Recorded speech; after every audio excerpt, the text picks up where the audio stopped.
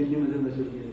हे वैशिष्ट्य दिल्लीच्या मुघलशाहीमध्ये जी 700-800 वर्ष चालली होती त्यात हा पहिलाच प्रसंग की मराठी माणसाने दिल्लीला धक्का लावला आणि दिल्लीकडून दंड वसूल केला. 800 वर्षात जे घडलं नव्हतं ते बाजीरावाने घडवलं आणि हेच बाजीरावाचं वैशिष्ट्य. आणि म्हणून बाजीरावाचा मान आपण राखला पाहिजे. बाजीराव सतत आदर्श म्हणून आपल्या पुढे आपण ठेवला पाहिजे.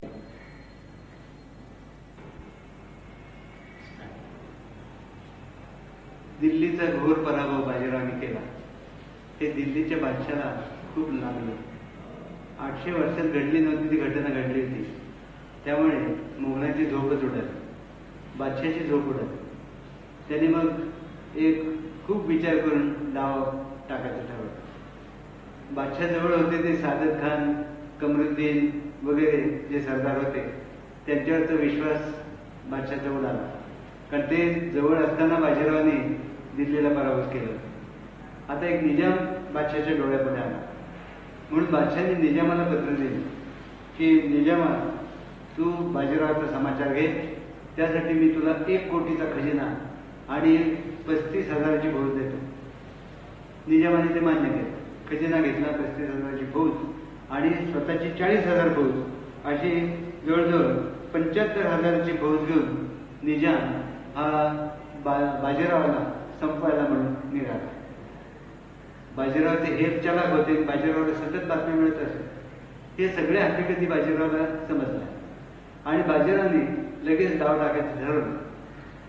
बाजीरावची एक योजना नेहमी असायची की शत्रूला आपल्या देशात येऊ द्यायचं नाही, आपणच शत्रूच्या देशात जाऊन तिथे लढाई करायची, म्हणजे आपल्या देशाचं नुकसान होत नाही.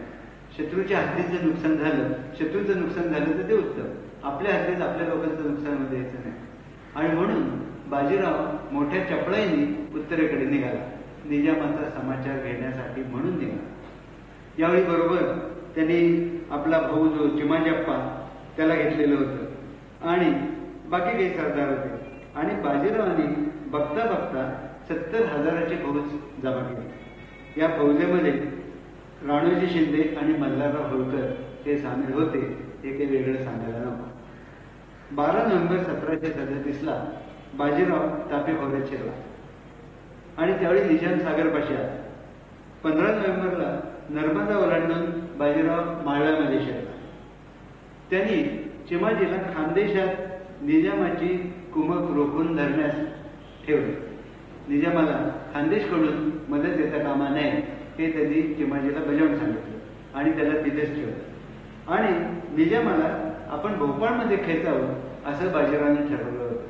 आणि आपल्या सैन्याच्या हालचाली त्यांनी अशा केल्या की खरोखरच बाजीरावाच्या अपेक्षेप्रमाणे निजाम भोपाळकडे चालून आला. भोपाळच्या किल्ल्यात शिरला आणि तिथेच अडकला. बाजीरावाने भोपाळच्या किल्ल्याला आपला जबरदस्त वेढा दिला आणि त्या वेढ्यामध्ये हा निजाम सापडला. डिसेंबरच्या मध्याला एक लढाई झाली, पण त्या लढाईत निजामच पराभूत झाला आणि तो पराभूत होऊन भोपाळ शहरात शिरला. तिथे वेढा दिला बाजीरावाला. बादशाने मदत द्यायचं नाकारलं. म्हणजे काय झालं तर निजाम बादशाला पत्र पाठवत होता, तसा आपला पुत्र जो नासिर जंग जो दक्षिणेकडे होता त्याला पत्र पाठवत होता कुमक पाठवण्यासाठी. पण बाजीरावचा वेढा इतका पक्का होता की निजामाने पाठवलेले हे दूत बाजीराव मध्येच पकडत असे आणि त्यामुळे नासिर जंगापर्यंत किंवा दिल्लीपर्यंत निजामाची मागणी पोचलीच नाही. त्यामुळे बादशाने निजामाला मदत केली नाही आणि नासिर जंगाची पण मदत निजामाला मिळाली नाही. दक्षिणेमध्ये चिमाजी नासिर जंगाला अडवून ठेवलेलं होतं. वराडामध्ये शुजात खानाला रघुजी भोसलेने अडकून ठेवलं, त्याला पराभूत केलं आणि त्यामुळे कुठूनच मदत नाही अशी अवस्था झाली. दिल्लीकडून नाही, नासिर जंगाकडून नाही आणि शुजात खानाकडून नाही. आणि या अवस्थेत निजाम वेळ काढू लागला. आपल्याला कुठून तरी मदत येईल या अपेक्षेने तो वेळ काढत होता. पण जसजसा वेळ निजाम काढायला लागला तसतसा बाजीराव त्याचे कस आवळायला लागला आणि बघता बघता अशी अवस्था झाली की निजामाला सुद्धा स्वतःला खायला अन्न नाही असे घडला. 1 रुपयाला 1 शेर अन्न झालं. सारा मिळेना. मुसलमानांनी बैल मारून खाल्ले. राजपुतांना तर उपासच पडले आणि शेवटी निजाम शरण आला. एक दिवस तर पाण्यातलं शेवळ बैलांना आणि घोड्यांना खायला घातलं या मुसलमानांनी, अशी अवस्था झाली. आणि शेवटी निजामाला शरण येण्याशिवाय गत्यंतर राहिलं नाही. निजाम शरण आला 7 जानेवारी 1738ला आणि तह केला बाजीरावाशी तयार. बाजीरावांनी तो तह मान्य केला आणि त्या तहामध्ये ठरल्याप्रमाणे पुन्हा दक्षिणचा 6 सुबे कारभार सगळा बाजीरावाकडे आणि निजाम आणि दिल्ली याचा मधला भाग म्हणजे वराड, माळवा, गुजरात हे सगळं बाजीरावांनी आपल्या ताब्यात घेतलं. त्यामुळे निजाम दिल्लीपासून पुरता तोडला गेला. दिल्ली आणि निजाम औरंगाबादला या दोघांच्या मध्ये बाजीरावाचं राज्य निर्माण झालं. निजामाच्या दक्षिणेला पुन्हा बाजीरावाचा होता. दिल्ली आणि निजाम यांची फाटाफूट झाली आणि निजाम मराठ्यांच्या राज्यात कोंडला गेला. हा या तहाचा फार मोठा फायदा झाला होता.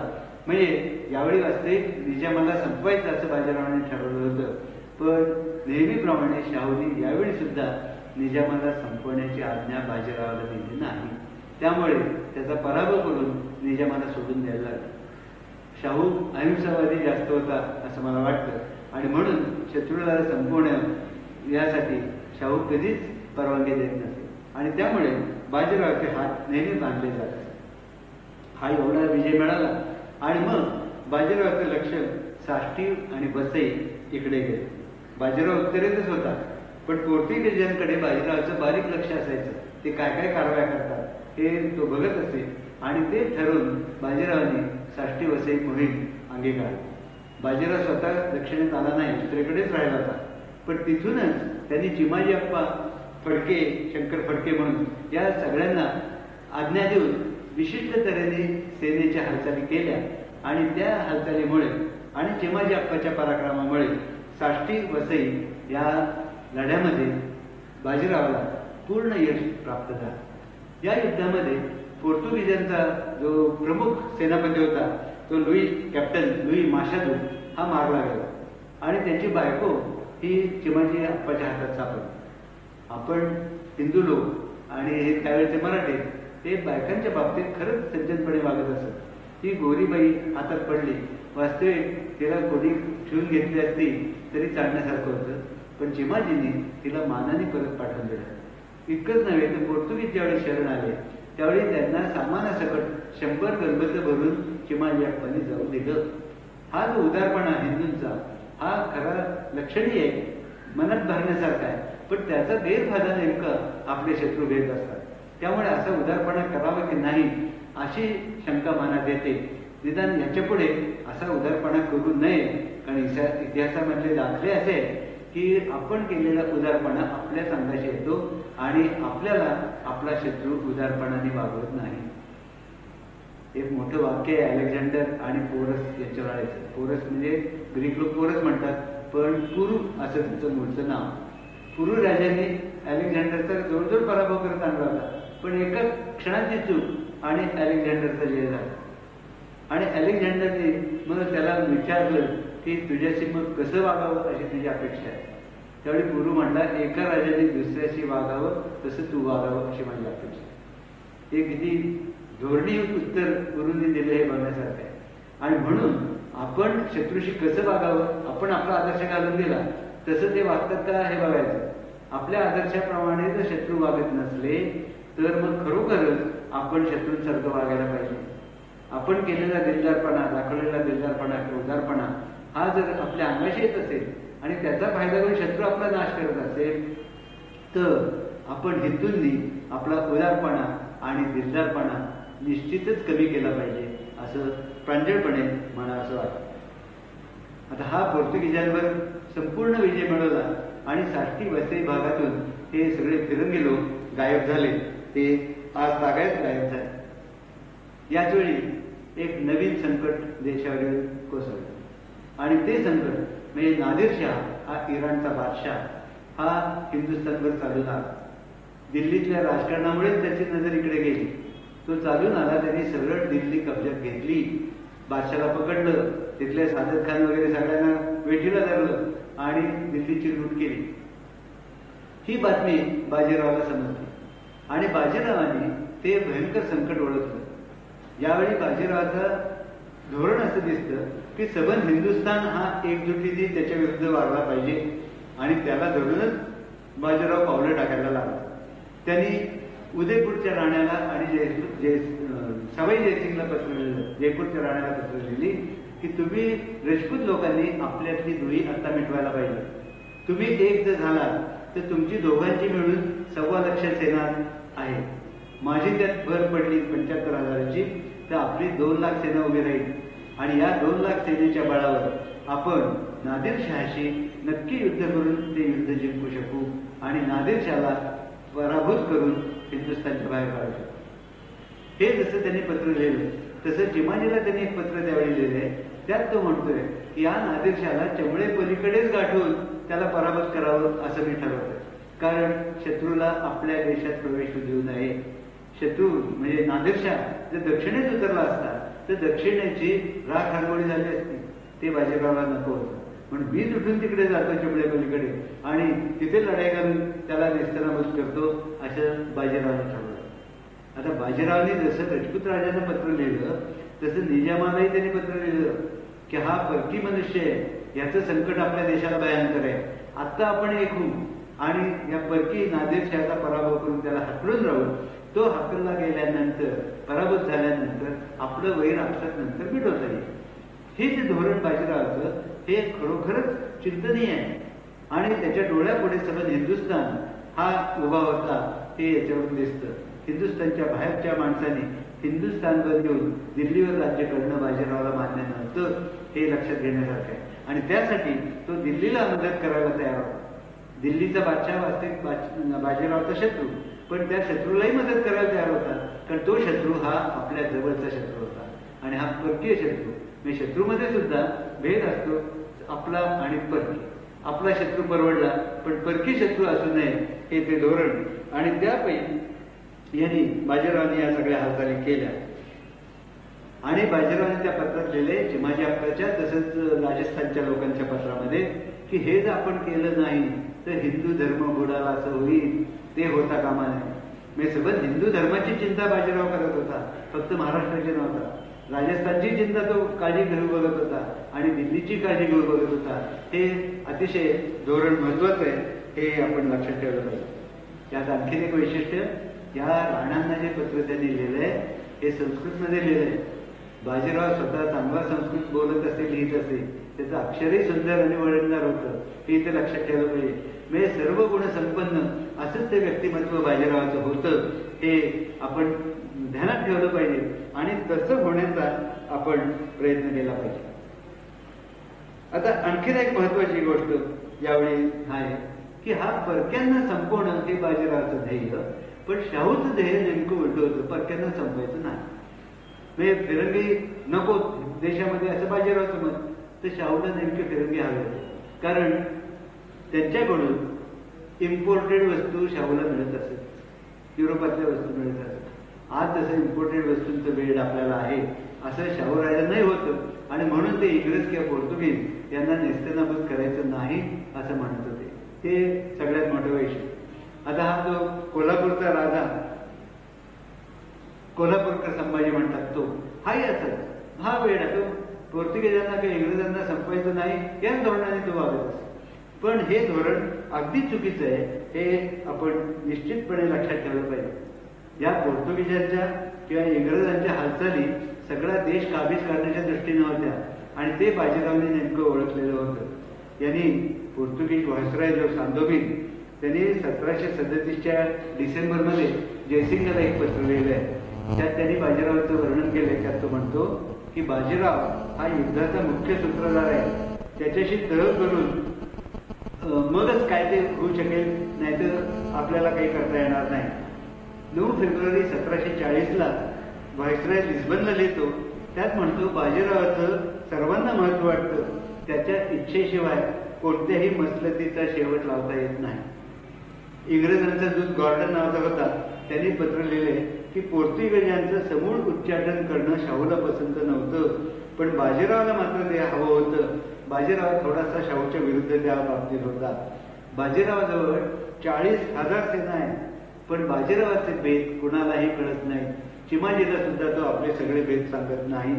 फक्त आज्ञा करतो आणि आज्ञेनुसार त्याचे लोक वागत असतात. गोव्यात फिरंगी टिकले ते शाहूमुळे आणि उत्तरेतून नष्ट झाले ते बाजीरावमुळे, हे इथे लक्षात घेण्यासारखं आहे. बाजीराव ह्या सगळ्या हालचाली करून नादिरशहाचा पराभव करायला म्हणून उत्तरेकडे निघाला. ती बातमी दिल्लीमध्ये जाऊन पोहोचली. नादिरशहाला ते समजलं. नादिरशहाने बाजीराव संबंधीची माहिती आधीच जमा केली होती. दिल्लीत आल्यावर त्याला ती आणखीन समजली. निजाम म्हणा, सादत खान म्हणा, कमरुद्दीन वजीर यांनी सगळ्यांनी बाजीरावचा पराक्रम त्याला सांगितला होता.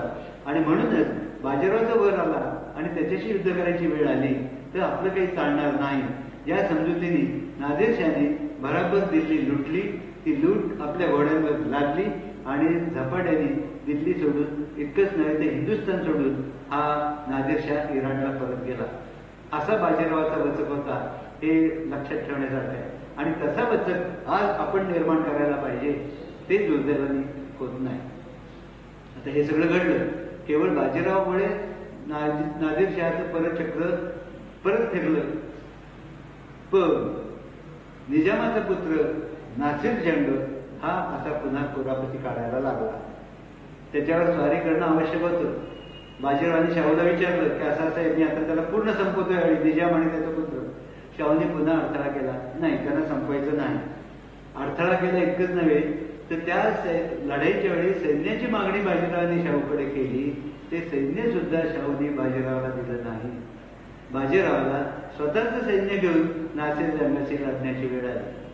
आणि याच वेळी तो भोपाळकडे चालून गेला. ही जी लढाई झाली नासिर जंगाची, ही भोपाळकडे झाली. औरंगाबाद, भोपाळ नाही, औरंगाबादकडे. कारण औरंगाबाद ही निजामाची राजधानी होती. आणि नासिर जंग हा तिथे पूर्णपणे पाय रोवून बसलेला होता. निजाम दुधजप्पी धोरण खेळत होता. तिकडे बादशाला शहर देऊन दिल्ली कब्जात घ्यायची आणि इकडे मुलाला औरंगाबादला ठेवून, औरंगाबाद म्हणजे दक्षिण आपल्या ताब्यात ठेवायची. आणि बघता बघता सगळा हिंदुस्थान गिरायचा, असं निजामाचं धोरण होतं. आता ते यशस्वी झालं नाही, ती गोष्ट अगदी वेगळी. पण औरंगाबादमध्ये नासिर जंग मात्र कुरापती काढायला लागला आणि मराठ्यांच्या प्रदेशावर छापे मारून लुटायला सुरुवात केली. साहजिकच बाजीरावाला त्याच्या विरुद्ध मोहीम काढणं भाग पडलं. बाजीरावाने आपली फौज उभी केली आणि औरंगाबाद शहराकडे तो चालून गेला. आणि बघता बघता बाजीरावाने औरंगाबाद शहराला वेढा दिला. त्या नासिर जंगाची 40,000 फौज औरंगाबादमध्ये अडकली. त्यावेळी बाजीराव पत्रात लिहितोय, मोगलांचं निर्मूल करावं असं मनात आहे, पण मला शाहू आज्ञा देत नाही. मोगलांचं निर्मूलन करावं, निदान 6 सुबे दक्षिण मुक्त करणं, तेवढ्यासाठी तरी सैन्य पाठवा असं शाहूला त्यांनी पत्र लिहिलंय. त्या पत्राचं उत्तर शाहूने दिलं नाही आणि सेनाही पाठवली नाही. म्हणून केवळ स्वतःच्या बळावर या बाजीरावाने औरंगाबादचा वेढा दिला. नासिर जंगाला त्या वेढ्यामध्ये रोखलं आणि त्याची पुन्हा तशीच हालत केली. त्याला खायला प्यायला मिळेना, पाणी मिळेना आणि शेवटी हा नासिर जंग पराभूत झाला आणि बाजीरावाशी त्यांनी तह केला. त्या तहामध्ये गुजरात, माळवा, बुंदेलखंड या सगळ्यावर प्रभुत्व बाजीरावाने मिळवलं आणि त्यामुळे दिल्लीपासून हा निजाम पूर्णपणे तुटला आणि मराठ्यांकडून घेरला गेला. हा पराभव झाल्यावर बाजीराव उत्तरेकडे निघाला आणि त्यावेळी उत्तरेकडे जाण्याचं कारण त्यांनी सांगितलं की राजस्थानमध्ये स्थिर स्थावर करून वसुली करायची आहे. वास्तविक तसं करण्याचं कारण नव्हतं. त्याला इतक्या मोहिमा केल्यानंतर विश्रांती घेणं आवश्यक होतं. पण बाजीराव दुखावला गेला होता. मस्तानी पायी त्याच्याच घरचे लोक त्याच्या विरुद्ध कारवाया करायला लागलेले होते आणि ह्या कारवाया 1739 साली जास्त प्रकर्षाने जाणवायला लागल्या. त्याच्या आधी मस्तानीच्या विरुद्ध काही हालचाली दिसत नाही. 1739 मात्र असं साल आहे की जिथे मस्तानीवरून खूप कहर उठलं आणि बाजीरावाला अत्यंत मनस्ताप झाला. याचं कारण असं मला वाटतं की एक तर मस्तानी ही मुसलमान बाईची मुलगी म्हणून ती मुसलमान असं मानलं गेलं. छत्रसालाची ती मुलगी होती हे मगाशी तुम्हाला मी सांगितलं, त्याचे पुरावे पण इतिहासात दाखल आहेत. पण तिकडे दुर्लक्ष करून काही लोक असं म्हणतात की कोण एक सरदार शुजायत खान, त्याची ती रखील होती आणि ती बाजीरावांनी पळवून आणली. शहाजत खान असं त्या मोगल सरदाराचं नाव, आणि चिमाजींनी ती पकडून बाजीरावाला आणून दिली. हे खरोखर विधान अतिशय मूर्खपणाचं आहे. कारण तो माशादू कर्नल हा जो पोर्तुगीज, त्याची बायको चिमाजीच्या हाती लागली होती. चिमाजीची किंवा बाजीरावाची जर तशी स्त्रीचा उपभोग घेण्याची वृत्ती असती तर त्या गोऱ्या पोर्तुगीज बाईला चिमाजीने स्वतःकडे ठेवलं असतं किंवा बाजीरावाला आणून दिलं असतं.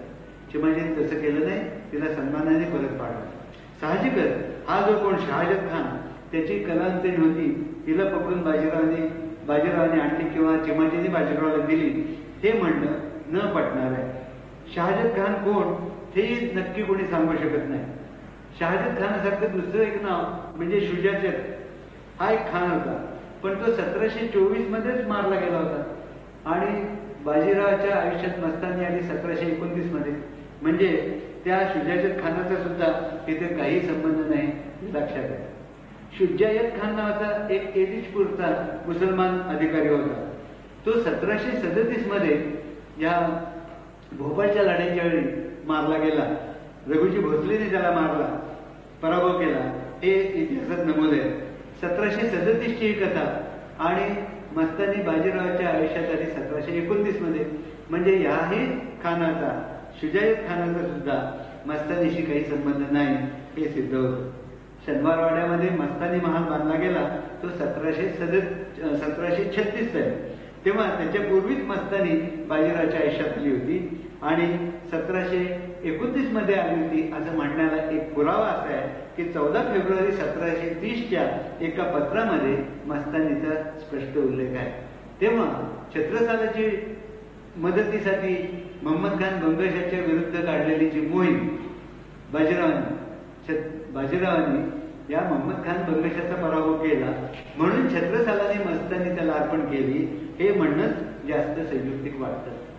आणखीन काही लोक म्हणतात की ती निजामाची कन्या होती मस्तानी आणि निजामाने ती बाजीरावाला अर्पण केली. हे म्हणणं तर अगदीच वेडगळपणाचं असं वाटतं. कारण मस्तानी 1729-30 मध्ये बाजीरावाच्या आयुष्यात आल्यानंतर सुद्धा निजाम आणि बाजीराव यांचं वैर चालू होतं. निजामाने अशी मस्तानी आपली कन्या बाजीरावाला अर्पण केली असती तर असे दोघांचं नातं राहिलं नसतं.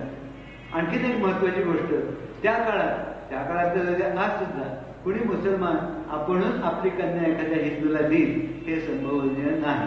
आणि म्हणून ती निजामाची कन्या मस्तानी हे मानणं अगदी वेडेपणाचं आहे असं माझं स्पष्ट मत आहे. आणि म्हणून एकच एक पर्याय शिल्लक राहतो, तो म्हणजे मस्तानी ही छत्रसालाची कन्या होती, फक्त तिची आई मुसलमान होती. एका तज्ज्ञानी याबद्दल डॉक्टर भगवानदास गुप्त म्हणून त्यांनी महाराजा छत्रसाल बुंदेला नावाचं एक पुस्तक लिहिलेलं आहे. त्यात हा खूप उहापोह केलेला आहे आणि त्यात त्याने दाखवून दिलेलं आहे की त्या छत्रसालाला काही अनावरस मुलं होती, त्यातली मस्तानी एक होती.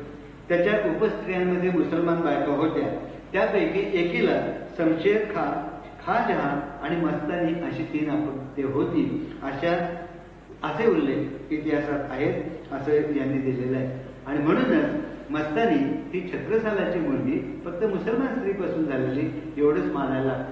तसं असून सुद्धा 1729 ते 1739 पर्यंत 10 वर्ष मस्तानी संबंधी वाद निर्माण झालेला नव्हता पुण्यामध्ये. पण तो 1739 सालीच का झाला? माझ्या मताने कारण असं की मस्तानीला शमशेर बहादर नावाचा पुत्र झाला. 1733 चा त्याचा जन्म तो झाला. आता 1739 म्हणजे 7 वर्ष झाले. म्हणून या शमशेरची मुंज करावी असं बाजीरावांनी होतं. कारण बाजीराव स्वतः ब्राह्मण होता आणि ती मस्तानी मुसलमान असली तरी हिंदू पिता असला तर त्याचं अपत्य हे हिंदूच पाहिजे असं बाजीरावाचं मत होतं. आणि हे बाकीचे हिंदू मान्य करायला तयार नव्हते.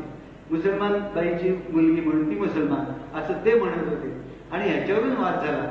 या वादात बाजीरावांनी एकच प्रश्न सगळ्यांना केला, ब्राह्मणांना केला, पण आख्यायिका अशी आहे की शंकराचार्यांना सुद्धा केला की हिंदू धर्मात पितृ सावरण्य मानलं आहे की नाही.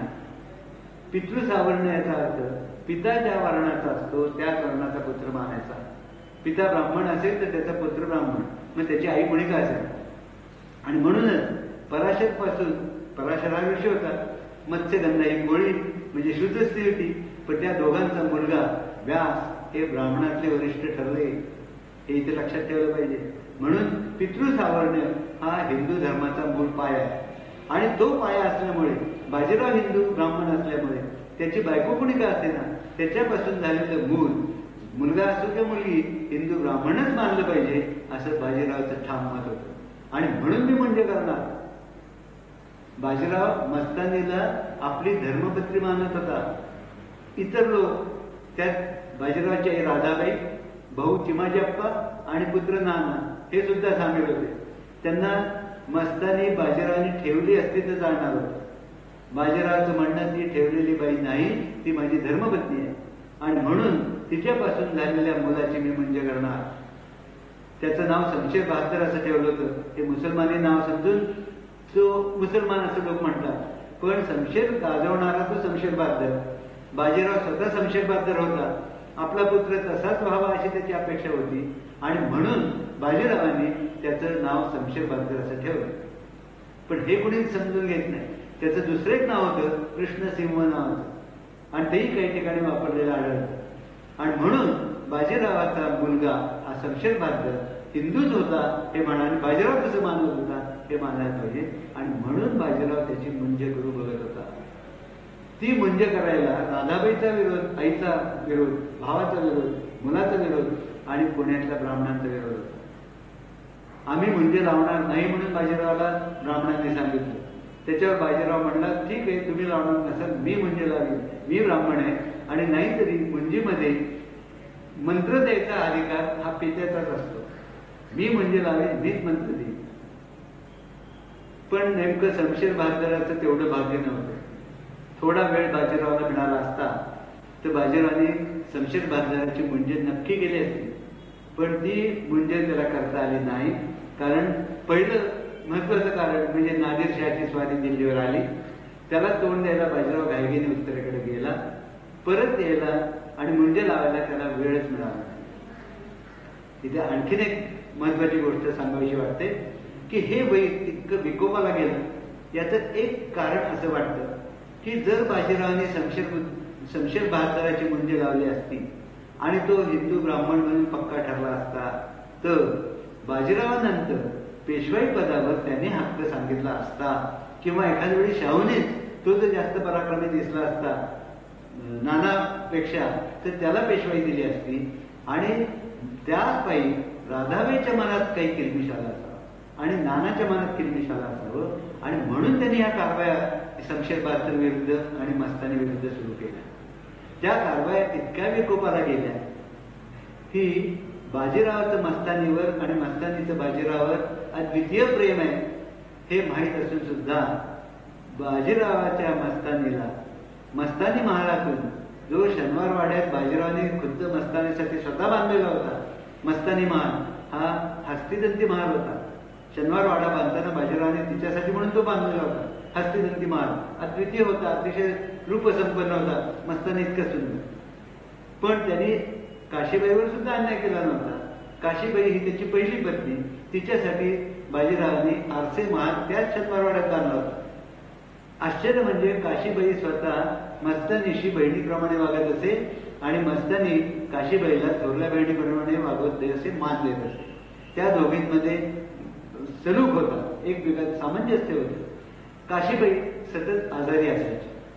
पहिल्या बाळणपणापासून म्हणजे नानाचा जन्म झाल्यापासून काशीबाई सतत आजारी असायची. आता बाजीराव अत्यंत पराक्रमी, सतत घोडदौड करणारा, मोहिमा सतत आखणारा, केव्हा तरी घरी यायचा. वीरशी गाजून घरी आल्यानंतर स्त्री सुखाची अपेक्षा त्या पराक्रमी वीरांनी केली तर चूक नव्हती. ते स्त्री सुख काशीबाईकडून त्याला मिळत नव्हतं.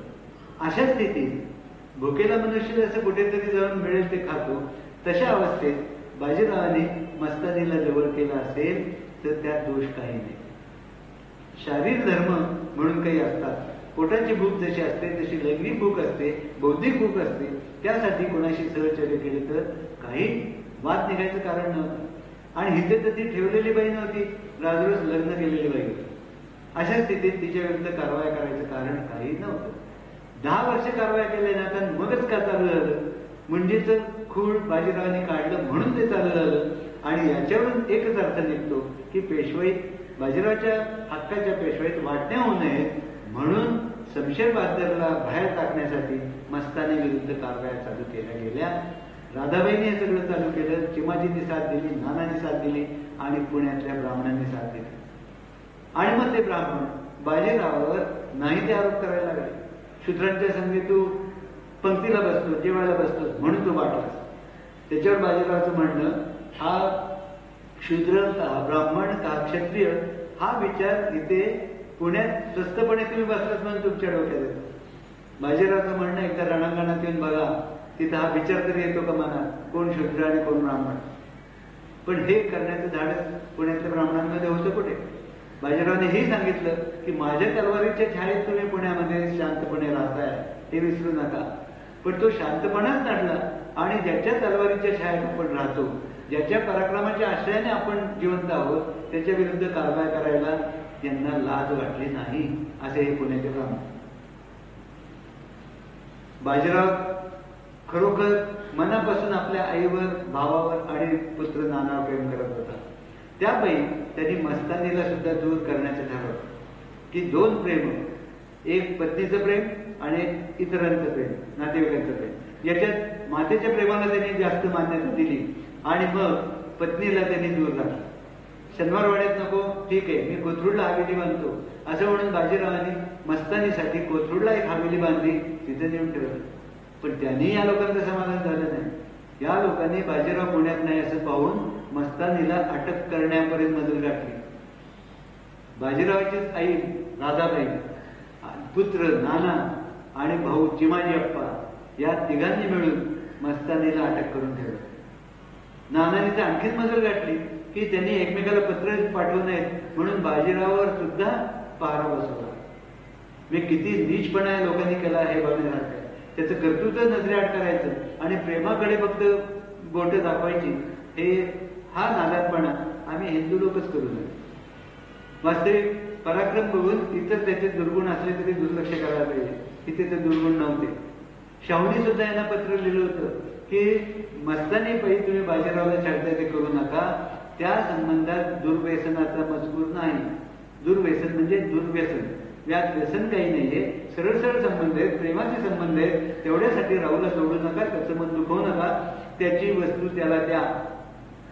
हे राजाने पाठवलेलं पत्र असून सुद्धा राधाबाई, चिमाजी आणि नाना यांनी मानलं नाही आणि मस्तानीला बाजीरावापासून तोडलं. तिला अटकेत ठेवलं होतं शनिवारवाड्यात पहिल्यांदी. पण बाजीराव इतकी धूर्त आणि इतकी पराक्रमी होती की ती त्या तुरुंगातून पळाली. शनिवारवाड्यात अटकेत होती, तिथून पळाली आणि घोड्यावर स्वार होऊन पाटस जवळ बाजीरावाचा तळ होता तिथे येऊन मिळाला. बाजीराव आणि मस्तानी यांचं तिथे प्रेमाने बोलणं झालं. त्यात हा विषय आला आणि मागून राधाबाईचं पत्र आलं की मस्तानीला परत पाठव. आता आईचं प्रेम जास्त मानाचं का पत्नीचं प्रेम जास्त मानाचं, या दोघ्यात बाजीराव पडला. खरा मातृभक्त तो होता, पण मातेने आपल्या पुत्राची कदर केली नाही. पुत्र मात्र मातेची कदर करत होता.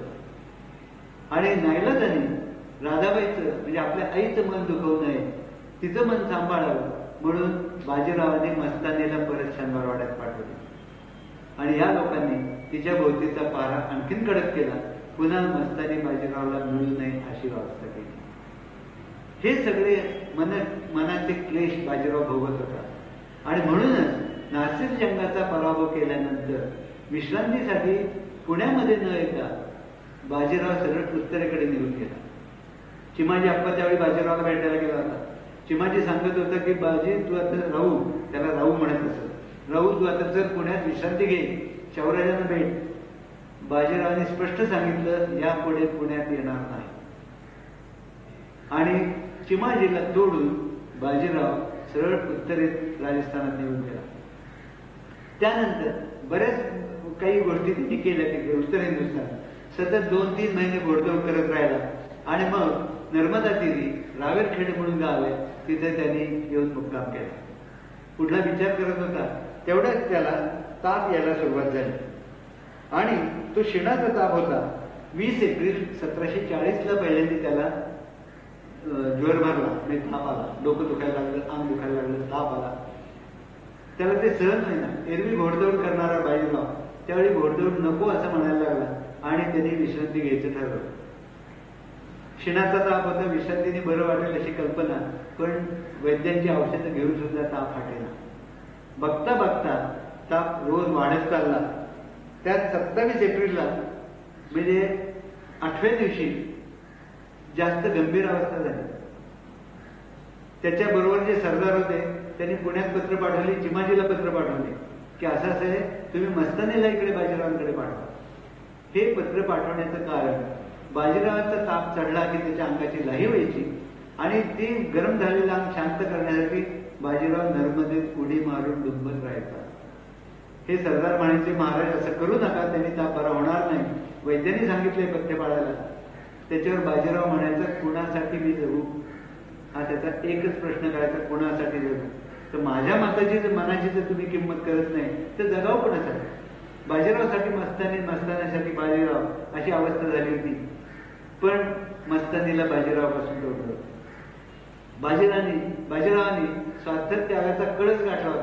हिंदू राष्ट्रासाठी अविरत मोहिमा आखल्या होत्या, अविरत कष्ट घेतले होते, हिंदू राज्याचं साम्राज्य निर्माण केलं होतं, त्याची कदर कोणाला नव्हती. त्या पराक्रमाकडे सगळ्यांनी डोळे झाक केली आणि फक्त मस्तानी प्रकरण उघडत ठेवलं आणि म्हणून जगू नये असंच बाजीरावाला वाटायला लागलं. आणि याच अवस्थेत 27 एप्रिल 1740 बाजीराव अत्यवस्थ झाला. दुखण्याने गंभीर रूप धारण केलं. नानाकडे पत्र गेलं होतं, दादाबाईकडे पत्र गेलं होतं की मस्तानीला तिला इकडे पाठवा. पण मस्तानीला अटकेत ठेवून या मंडळींनी काशीबाईला आणि बाजीरावाचा काशीबाईपासून झालेला पुत्र जनार्दन यांना बाजीरावाकडे पाठवलं. त्यांना पाठवलं ते योग्यच केलं, पण मस्तानीला पाठवायला पाहिजे होतं ते न पाठवता तिला अटकेत ठेवलं, हे मात्र अयोग्य केलं. चिमाजी अप्पाच्या कानावर ज्यावेळी ही हकीकत केली त्यावेळी चिमाजी अप्पाने नानाला पत्र पाठवलं की बाजीराव मस्तानीसाठी तळमळतोय, मस्तानीला बाजीरावाकडे पाठवा तर तो बरा होईल. हे सांगून सुद्धा, चिमाजीने सांगून सुद्धा नाना साहेबांनी ते ऐकलं नाही. नाना हा बाजीरावाचा पुत्र, त्याने ऐकलं नाही. राधाबाईंनी नानाची पाठ धरली आणि मस्तानीला पाठवायचं नाही असं ठामपणे सांगितलं. त्यामुळे विरामध्ये बाजीराव तळमळत राहिला. काशीबाई भेटली. काशीबाईला भेटून त्याला आनंद झाला, कारण त्याचं काशीबाईवर खरोखरच अतोनात प्रेम होतं. काशीबाई अगदी पहिल्या पुत्रापासून जी आजारी पडली त्या प्रत्येक आजारपणात बाजीराव सतत त्याच्यावर काही ना काही उपचार करत होता. ज्या ज्या मोहिमेत बाजीराव जायचा त्या त्या गावातल्या वैद्यांना भेटून काशीबाईसाठी औषधं जमा करून तो पाठवत असे. इतकं काशीबाईवर त्याचं प्रेम होतं. पण काशीबाईवर प्रेम होतं म्हणून मस्तानीवर करू नये असं कुठे आहे? मस्तानीवरही प्रेम होतं, काशीबाईवर, दोघांवर समान प्रेम. कारण तो सात्विक गुणांचा होता. 2 पत्नी केवळ त्याच्या पत्रिकेमुळे 2 पत्नींचा योग त्याला आला. त्यातली एक विजयंती पत्नी ते पत्रिकेमुळे, कारण सप्तमात त्याच्या शनी होता. बाजीरावाची कुंडली सुद्धा मी तयार केली, या भाषणात ते काही सांगत नाही, पण ती तयार केली. माझ्या हे जे मी आता पुस्तक एक प्रसिद्ध केले, प्रताप सूर्य थोरले बाजीराव पेशवे, हे ते पुस्तक आता नुकतंच मी प्रकाशित केलेलं आहे. त्यात हा सगळा इतिहास, नाट्यमय चरित्र त्याचं दिलेलं आहे. दूरदर्शन मालिका जशी असते तसं संवादात्मक अस्सल चरित्र आणलंय आणि त्यात शेवटी परिशिष्ट म्हणून बाजीरावाची कुंडली पण दिलेली आहे. त्या कुंडलीनुसार जर विचार केला तर खरोखरच बाजीरावाला 2 पत्न्या मिळण्याचाच योग होता. तर त्याच्या सप्तमात शनी होता, गुरुचंद्र. शनी असल्यामुळे 2 पत्न्या, गुरुचंद्र असल्यामुळे त्या दोन्ही पत्नींवर सात्विक प्रेम बाजीरावाचं होतं. बाजीरावाचं अस्सल चित्र कुठे उपलब्ध नाही, म्हणून मी स्वतः बाजीरावाचं हे चित्र काढलेलं आहे. हा बाजीराव माझ्या कल्पनेतून जसा बाजीराव, त्याच्या वर्णनातून जसा बाजीराव असावा असं मला वाटलं. त्याच्या पत्रिकेवरून बाजीरावाचं जे वैशिष्ट्य माझ्या लक्षात आलं तसा बाजीराव मी इथे चितारण्याचा प्रयत्न केलेला आहे. अर्थात मुसलमान बादशाहाने पाठवलेल्या चित्रकाराची जी अवस्था की त्याचं खरं सौंदर्य कागदावर उतरणं शक्य नाही, तसंच याही माझ्याही बाबतीत झालेलं आहे. आणि ते खरं सौंदर्य बाजीरावाचं मी माझ्या या ड्रॉइंग पेपरवर चितारू शकलो नाही किंवा रंगवू शकलो नाही, हेही प्रामाणिकपणे मी सांगतो. तर असं हे बाजीरावाचं चरित्र. या बाजीरावाला असं मरताना अतोनात मानसिक क्लेश त्याच्याच घरच्या लोकांनी दिले. चिमाला नंतर पटलं आपली चूक झाली म्हणून त्याने नानाला पत्र लिहिलं, पण आपल्या काकाचं मत सुद्धा धागावर बसून नानाने मस्तानीला बाजीरावाकडे पाठवलं ना. काशीबाईची भेट झाली एक दिवस 27 एप्रिल 1740. 28 एप्रिल 1740ला सकाळच्याच वेळी बाजीराव स्वर्गामध्ये निघून गेले. 9 दिवसाचा ताप, नवज्वर असं त्याला म्हणायचं, म्हणजे आजच्या भाषेत पॅराटायफॉइड. सतत उन्हातानात भटकणं, बाहेरचं खाणं पिणं यामुळे हे सगळं घडलं असावं असं वाटतं. विषमज्वर जसा असतो म्हणजे टायफॉइड, तसाच हा नवज्वर म्हणजे पॅराटायफॉइड. हे जंतू तसे घातक असतात आणि म्हणून बाजीरावाचा मृत्यू त्याच्यामुळे झाला. आता ही मस्तानी कंचनी म्हणून मानली जाते. कंचनी असती तर बाजीराव मेल्यानंतर दुसऱ्या कुठल्या पुरुषाबरोबर राहिली असती, वेश्या असती किंवा दासी असती, दुसऱ्या कोणाबरोबर राहिली असती. मस्तानीचं तसं नाही. सती ज्याला म्हणतात, पतिव्रता ज्याला म्हणतात, तशी खऱ्या अर्थाने मस्तानी होती. कोथरूडमध्ये तिला अटकेत ठेवलेलं होतं. तिच्या कानावर ज्यावेळी बाजीरावाच्या मृत्यूची हकीकत आली त्यावेळी ती इतकी शोकाकुल झाली की त्या शोकाच्या अवस्थेत मस्तानी मृत्युमुखी पडली. केवळ पतिप्रेमामुळे पती मृत्युमुखी पडला हे कळल्याबरोबर ती पतिव्रता मृत्युमुखी पडली. एवढं दिव्य प्रेम मस्तानीचं बाजीरावावर. पण हे आम्ही समजून घेतलं, ती जर वेश्या असती तर असं दिव्य प्रेम करताच आलं नसतं. म्हणून सती पतिव्रतांच्या मालिकेत सुद्धा मस्तानी सर्वश्रेष्ठ ठरते असं मला म्हणावंसं वाटतं. तिच्या मनात तिला जर संधी मिळाली असती आणि तिला जर बाजीरावाकडे पाठवलं असतं तर बाजीरावाची सेवा शुश्रूषा करून मानसिक त्याला चेतना देऊन मस्तानीने खरोखरच बाजीरावाचा मृत्यू टाळला असता असं मला म्हणावंसं वाटतं. अर्थात मृत्यू काही कोणाच्या हातात नसतो, पण एक प्रयत्न करून बघायला हरकत नव्हतं. पण तो प्रयत्न सुद्धा या लोकांनी घडू दिला नाही. हे सगळ्यात मोठं दुर्दैव बाजीराव. हे जर चरित्र आपण अभ्यासलं तर मग लक्षात येतं की बाजीरावासारखा दिव्य पुरुष आणि मस्तानीसारखी दिव्य देवांगना आजपर्यंत झाली नाही. त्याच्या पूर्वी झाली असेल असं वाटत नाही. बाजीरावाचं मोठेपण जगातल्या बऱ्याच लोकांनी मानलेलं आहे. फक्त हिंदुस्थानातच त्याला फारशी किंमत कोणी दिली नाही. निजाम बाजीरावाबद्दल म्हणत असे, एक बाजी और सब बाजी. हे खरं आश्चर्य आहे. मी तोही ओळखून होता की याच्यासारखा दुसरा नाही. आणि त्याला उत्तर म्हणून बाजीरावही म्हणत असे, एक निजाम और सब हजाम. हे दोघांचं एकमेकाशी असणारं नातं. पण हा निजाम हा बादशाला एका पत्रात लिहितो की मराठे कसे आहेत, विशेषतः बाजीराव कसा आहे. त्यासाठी तो बादशाला पत्र लिहितो. त्यात म्हणतोय, हे फुटक्या नशिबाचे कोल्हे म्हणजे मराठे. निर्दय असा बाजीराव त्यांचा पुढारी आहे. तो त्यांचा दैवतच आहे. तो कुटील आहे, कलप्रिय आहे, सैतानाचा दास आहे. सत्ता स्थापनेसाठी अखंड प्रयत्न तो करतो. युद्ध हा त्याचा स्वभाव आहे. बाजीरावाचा नाश करण्याचे प्रयत्न मी केले, पण सगळे निरुपयोगी ठरले.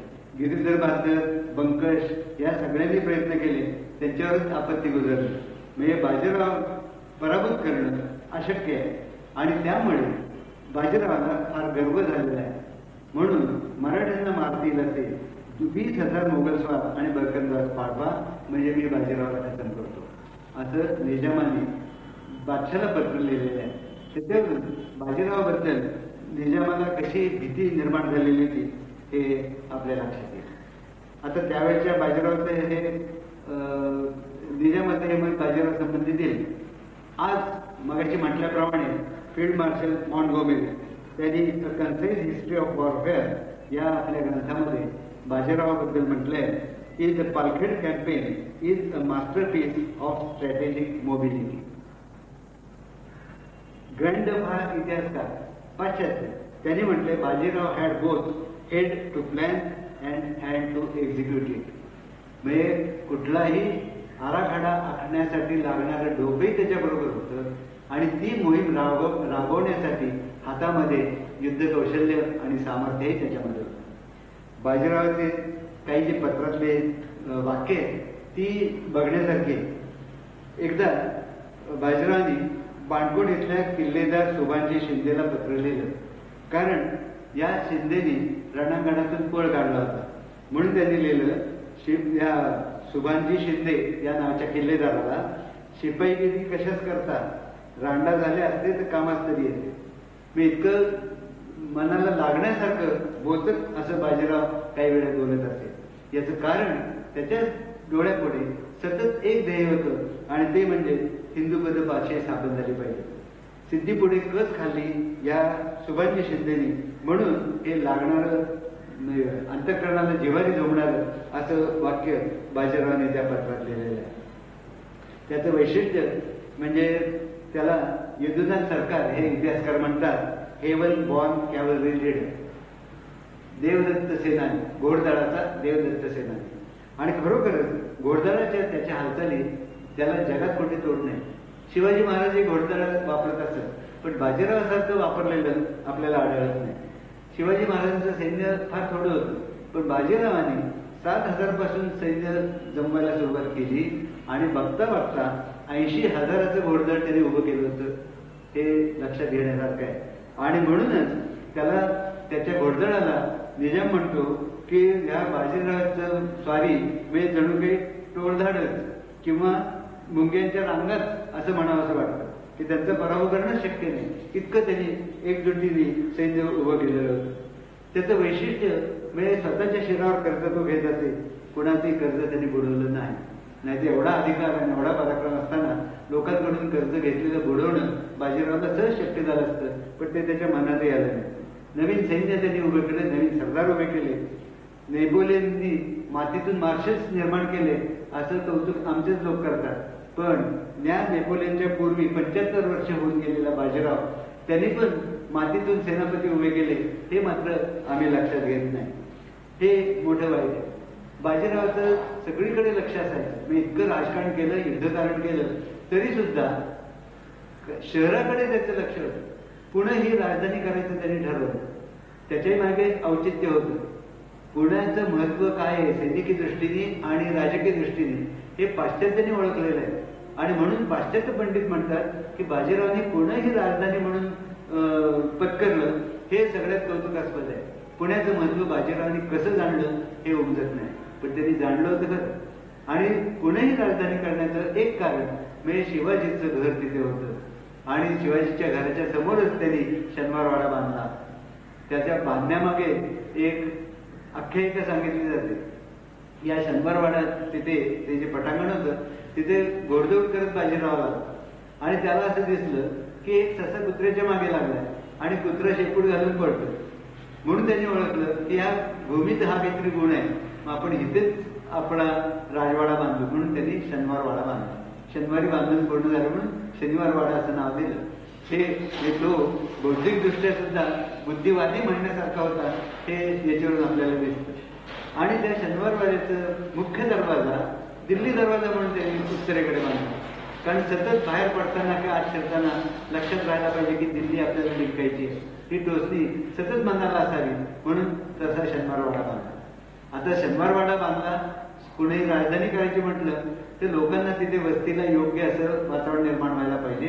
मग त्यासाठी सतत पाणी पाहिजे. म्हणून स्वतः बाजीरावांनी पुण्याच्या भोवती हिंडून कात्रजचं स्थान निश्चित केलं आणि आपल्या हाताखालच्या लोकांना आज्ञा दिली की इथे तुम्ही तलाव बांधा. तिथे तलाव निर्माण केला आणि खापरी नळ टाकून जमिनी घालून पुण्यामध्ये सगळीकडे पाणी खेळवलं. हे बाजीरावाचं वैशिष्ट्य. म्हणजे पुण्याकडे म्हणजे सामाजिक दृष्टीने सुद्धा त्याचं दुर्लक्ष कधीही झालेलं नव्हतं, हे त्याचं वैशिष्ट्य. बाकी कोणाचं एवढं लक्ष सगळीकडे नसतं, हे म्हणावं वाटतं. कुठल्या तरी एका कार्यक्रमाला मी गेलो होतो. तिथल्या एका इंजिनियरने भाषणात सांगितलं की एखादं मोठं गाव वसवण्यासाठी तलाव बांधून पाणी पुरवठा करणं ही कल्पना किंवा ही कला इंग्रजांनी आपल्याला शिकवलं. त्या व्याख्यानानंतर मी त्यांना समज दिली की तुम्ही पुण्यात हे बोलताय, पुण्यात इंग्रज येण्यापूर्वी 1721 साली कात्रजचा तलाव बांधण्याचं काम सुरू झालं होतं आणि 1721 साली पुणे ही राजधानी करायचं बाजीरावांनी ठरवलेलं होतं. त्यावेळी इंग्रजांचा प्रवेश पुण्यात नाही, आणि एकूण हिंदुस्थानातच झालेला नव्हता. कुणी शिकवलं बाजीरावला? कोणी इंग्लिश इंजिनियर आला होता का कोणी आणखी कोणी आला होता? हे बाजीरावचं स्वतंत्र डोकं, हे लक्षात ठेवायचं. बरेच लोक शिवाजीची तुलना करतात बाजीरावाशी. तुलना अवश्य करावी, पण एकांगी विचार करून. तिथे थोडी जर तुलना करायची म्हटली तर काही बाबतीत शिवाजीचा आदर्श बाजीराव पुढे होता. शिवचरित्राचा अभ्यास त्यांनी केला होता हे तर मगाशी मी सांगितलंच. पण त्यावरून हे दिसतं की काही बाबतीत शिवाजीपेक्षा बाजीरावांनी सरस कामगिरी केलेली आहे. शिवाजी डोंगर सोडून बाहेर पडला नाही, बाजीराव प्रथम माळव्यात उतरला, मैदानात उतरला. शिवाजीने मोगलांच्या किल्ल्याला वेढा देऊन बसला असं कधी घडलं नाही. बाजीरावांनी भोपाळ म्हणा, जेतपूर म्हणा, किंवा इकडे जंजिरा म्हणा, या ठिकाणी वेढा दिलाय आणि मुसलमानांना पराभूत करून शरण यायला लावलाय. शिवाजीच्या आयुष्यात असं कधी घडलेलं नाही. शिवाजीचं मोठेपण असून सुद्धा एक म्हणावं असं वाटतं की शिवाजीने राजकारण चालू केलं त्यावेळी शिवाजीला पुणे जहागीर हातात होती. बाजीरावने राजकारण चालू केलं त्यावेळी सातारा गाव म्हणजे हिंदवी स्वराज्य होतं. शिवाजींनी पुणे जिल्ह्याचं हिंदवी स्वराज्य स्थापन केलं. बाजीरावांनी सातारा गाव हे असलेलं स्वराज्य वाढवत वाढवत दिल्ली जिंकून तो स्वस्त बसला. दिल्लीपर्यंत जाण्याची किमया बाजीरावांनीच घडवलं. त्याच्या आधी किंवा नंतर असं घडलेलं नाही, हे लक्षात ठेवायचं. आणि हा जो पराक्रमाचा पांडा हा बाजीरावांनी चालू ठेवला. काही लोक टीका करताना म्हणतात शिवाजींनी राज्यव्यवस्था उत्तम केली, बाजीरावांनी तशी केली नाही. थोडा विचार केला की लक्षात येतं शिवाजीची राज्यव्यवस्था शिवाजीच्या मृत्यूनंतर 10 ते 15 वर्षात कोसळली. राजारामानेच शिवपुत्र राजाराम याने शिवाजीची राज्यव्यवस्था मोडली.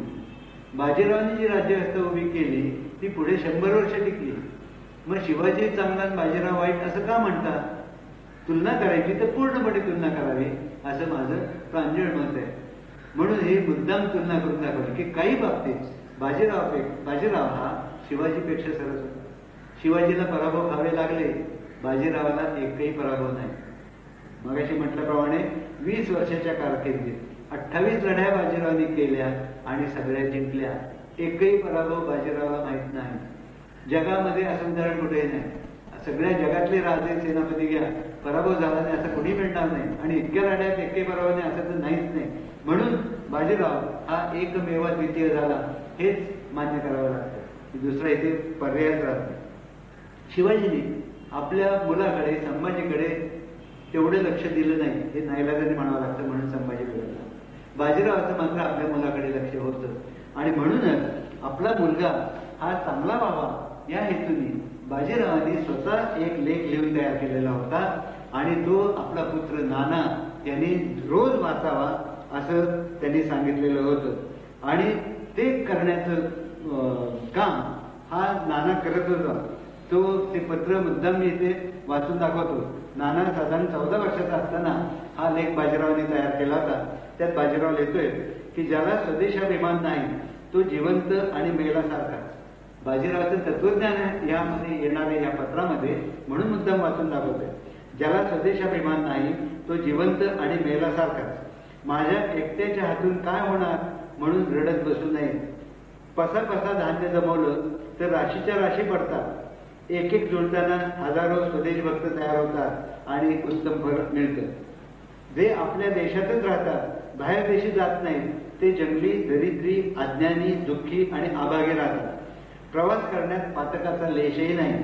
असत्याचरण आणि दुसऱ्यास दुःख देणे ही मात्र पाप आहेत, ती नेहमी वर्ज करावी. उद्योगाने सर्व काही साध्य होतं. नशिबावर हवाला ठेवून बसू नये. वेळ आणल्याशिवाय येत नाही. मुहूर्तावर साखर गोड लागते आणि कुमुहूर्तावर कडू लागते असं कधी होत नाही. दृढनिष्ठेपूर्वक केलेला चांगला उद्योग हा नेहमी चांगलंच फळ देतो. बुद्धी चांगली असली तरी तिचा विनियोग यथार्थ झाला पाहिजे. अग्नीने पाकनिष्पत्ती होते, घरेही जळतात, पण दोष अग्नीचा नव्हे आग लावायचा. बुद्धीला सुमार्ग आणि कुमार्ग लावणं हे तुमच्या हाती असते. आपण सत् उद्योग केला आणि तो असमंजस लोकांना मानवला नाही तरी आपली हिंमत खचू देऊ नये. कुत्र्याला कस्तुरीचा उपयोग काय ठाऊक असणार? तिचा सुवास त्याला कळत नाही. आणि इतरांना त्यात काय आवडतं हे समजण्याची शक्ती त्याला नसते. नुसती पुस्तकी विद्या उपयोगी नाही, त्याला व्यवहार ज्ञानाची जोड हवी. दूरदृष्टी, समजस्फूर्ती, पाताळयंत्रीपणा, रसिकता, कुशाग्रता, धूर्तता इत्यादी सद्गुण प्राप्त होण्यास इतिहास, बखरी, काव्य, गणित, धर्मशास्त्र, नीतिशास्त्र, तर्कशास्त्र ही अवलोकन करावी, श्रवण करावी, निदान अनुगम तरी असावा. मी हे सगळं बाजीरावांनी केलं होतं म्हणून आपल्या पुत्राला तो सांगतोय.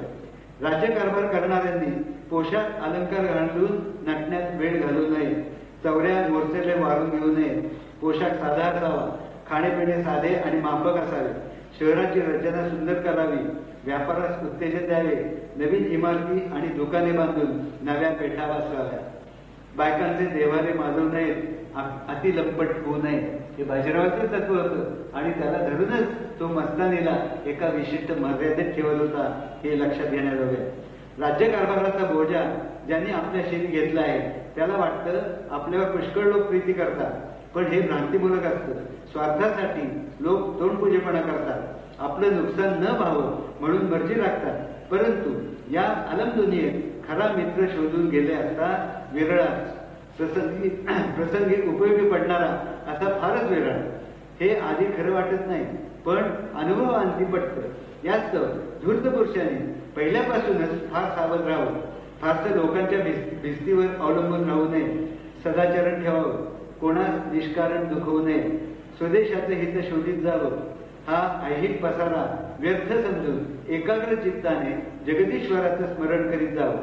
मी नरजन्माला येऊन काय केलं, काय करत आहे आणि काय करायचं हे आपल्या अंतरात्म्याला अहर्निश विचारत जावं. पळ, घटका, प्रहर, दिवस, महिने, वर्ष ही निमूटपणे आपणास मृत्यूच्या जबड्याकडे हळूहळू लोटीत आहेत हे मनात बाळगावं आणि आपलं आयुष्य फुकट जाऊ न देण्याचा आढळ निश्चय करावा. यातच नरजन्माचं सार्थक आहे. मोठमोठी राष्ट्र, राज्य, कुटुंब, धनराशी कालचक्राखाली पिचून गेल्या तिथे आपला काय पाठ? संसार आणि संपत्ती ही दोन प्रहरची क्षणिक सावली आहे. ती केव्हा पाठमोरी वळेल याचा नेम नाही. सर्व क्षणिक आणि अशाश्वत आहे असा विचार करून ताठा, गर्व, मीपणा, अभिमान सोडून द्यावा. तथापि प्रापंचिकाला योग्य तो स्वाभिमान असलाच पाहिजे. परमेश्वरांनी एकाला एक वर्म करून ठेवलेला आहे. शेराला सव्वा शेर जिकडे तिकडे आहे, मग रिकामा गर्भाचा फुगारा का धरावा? लोक आपल्या सभोवती जसे रोज मरत आहेत तसेच आपल्यालाही हा सगळा भवपसारा यांच्या येथे ठेवून एक दिवस जाणे आहे याचे स्मरण ठेवून यावत जीव दुःखी लोकांना यथाशक्ती सहाय्य देत जावे. जन त्रिविध आहे, त्याची दोषांकडे बघण्याची दृष्टी तशी गुणांकडे नसते. या संसारात जनांकडून चांगलं म्हणून घेणं यासारखं दुसरं कोणतेही अवघड काम नाही. या पृथ्वीत निंदा झाली नाही असा एकही प्राणी आढळणार नाही. तर तिकडे लक्ष न देता प्रत्येक मनुष्याने असा निर्धार करावा की कदाचित सुईच्या नेण्यातून हत्ती पार जाईल, पण मी प्राण गेला तरी नीतीच्युत होणार नाही. या जगात चांगली वस्तू थोडी, वाईटाचाच भरणा जास्त. कोणाची निंदा होत असल्यास एका कानाने ऐकून दुसऱ्याने सोडून द्यावे, ही लोकप्रिय होण्याची गुरुकिल्ली आहे. हा सगळा तत्वज्ञानाचा पट बाजीरावांनी मांडलेला आहे आणि तो नानाला पडवला. याच्यातून त्याच्या जीवनाचं तत्वज्ञान आपल्याला कळतं आणि एकूण या तत्वज्ञानावरून बाजीराव आध्यात्मिक वृत्तीचा होता हे समजतं. पण आध्यात्मिक वृत्तीचा असला तरी तो अध्यात्म करणारा, बुवाबाजी न करणारा आणि खोळेपणा न करणारा असा होता. व्यवहारदक्ष होता हे लक्षात ठेवायचं. अध्यात्म करत व्यवहाराकडे दुर्लक्ष होता कामा नये. ओळखलं होतं, इतर गुणांचे ओळख चालत, शिवाजीने ओळखलं होतं, कृष्णाने ओळखलं होतं, रामाने ओळखलं होतं आणि म्हणूनच बाजीराव हा शिवाजी, कृष्ण, भीम, राम यांच्या पंक्तीत बसणारा आहे असं म्हणून हे माझं व्याख्यान थांबलं.